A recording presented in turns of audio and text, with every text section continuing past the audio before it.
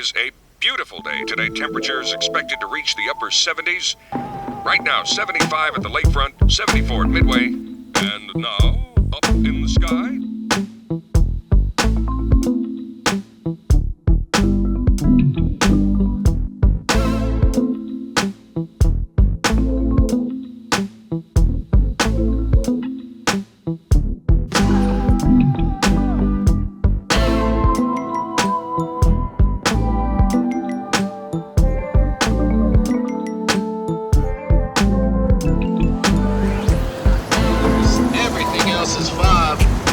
Anything from Hollywood.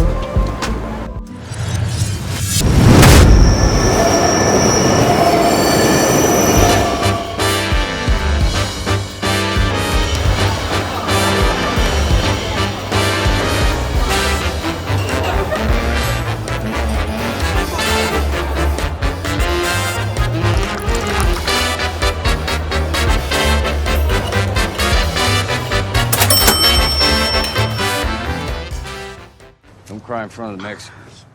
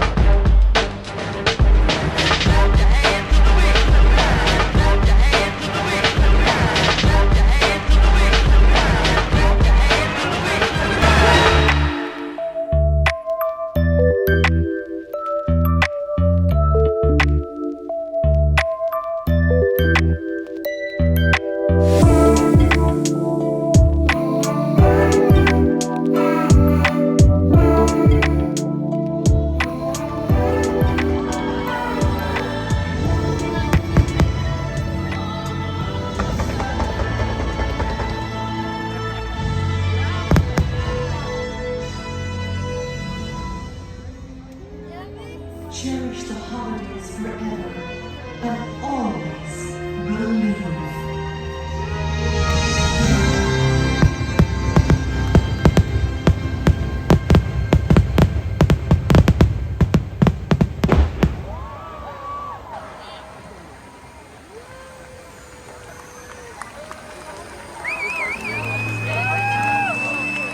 This will be a day long remembered.